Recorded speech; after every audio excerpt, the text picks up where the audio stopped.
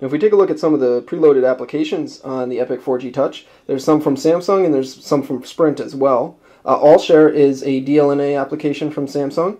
Then we've got some standard Android applications. Then this Keys Air application is actually pretty cool. What it allows you to do is access the files on your phone wirelessly from a computer if you're on the same Wi-Fi network.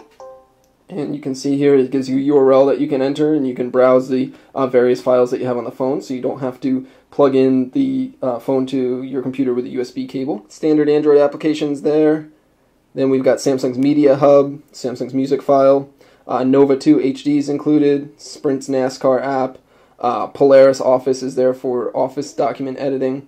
Social Hub will group all of your messaging applications together, so your text messages, your social media messages, and your email will all go into that one grouping there.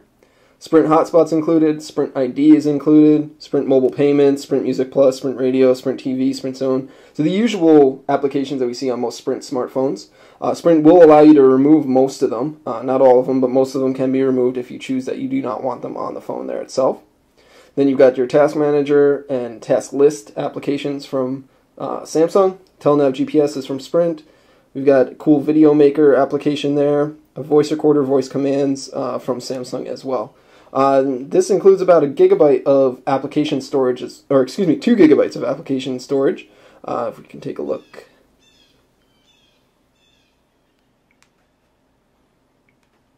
There we go. We've got about 1.8 gigabytes free and 136 used, and these are all the applications that we can remove if we choose not to keep them on the phone.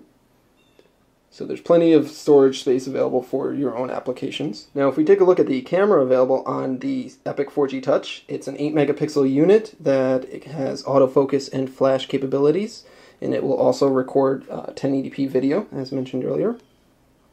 It's a very impressive camera, much like most of Samsung's recent cameras.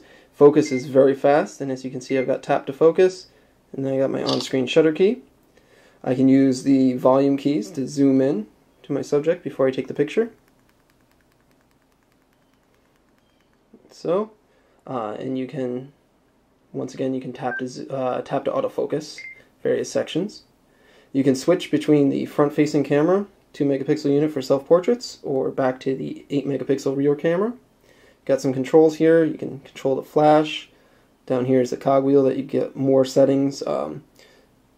Various scene modes that you can set. You can set exposure values, focus modes, stuff like that, your image quality. So you do have a lot of controls available, anti-shake control there, to customize your photos. We switch over to the video mode. So it gives you an option to choose your various recording modes. And this, like I said, will record in 1080p HD. Pretty much you just tap the button to start recording. It will refocus the lens while it's recording, which is very nice to see. There we go. Then you can tap the button to stop recording. You can load up your recorded video right so. Recording. It will refocus the lens while it's recording, which is very nice to see.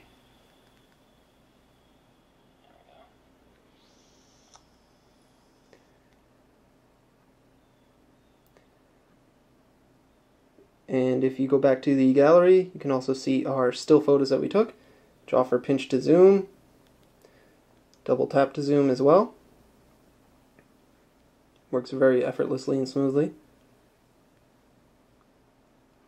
Now, something else that's pretty cool that Samsung has included are a couple of editing applications. You've got a photo editor here on the phone that you can make adjustments to your pictures that you've taken. So you've got a bunch of different options. You can control the color saturation, color levels and stuff. You can apply different effects, which is pretty neat.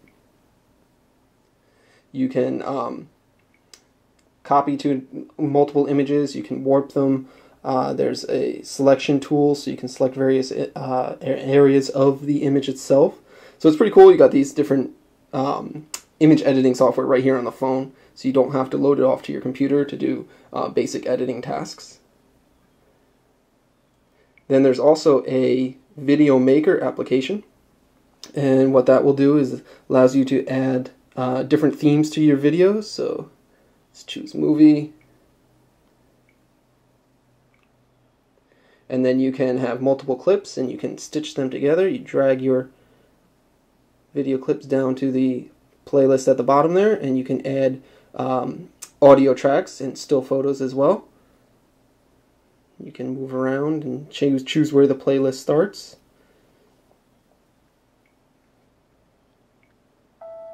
And then you can preview, and you can see it added this background music to my video. So it's all done right on the phone, which is pretty impressive and pretty cool. So there you have it. That is the Samsung Galaxy S2 Epic 4G Touch for Sprint. It's one of the most anticipated smartphones of the year to come out for the United States, as well as having one of the longest names of any smartphone to come out for the United States. And as a quick recap, we've got a 4.5-inch Super AMOLED Plus display, 480 by 800 pixels of resolution. It's powered by a dual-core 1.2 GHz Samsung Exynos processor. It's got 1 GB of RAM, as well as 16 GB of internal storage and 1 GB of application storage. You're looking at about 9.7 millimeters thick, so just under 10 millimeters profile. Weighs about 129 grams, so it's pretty lightweight in your hand. Dual cameras, 8 megapixel rear camera with autofocus and 1080p video recording, and then a 2 megapixel front-facing camera. And of course, since this is a 4G phone on Sprint's network, it supports Sprint's WiMAX network connectivity features. Sprint will be releasing this to the public on the 16th of September for about $199.99 with a new 2-year agreement. So there you have it. It's the Samsung Galaxy S2 Epic 4G Touch for Sprint. This is Dan Seifert from mobileburn.com. Thanks, guys.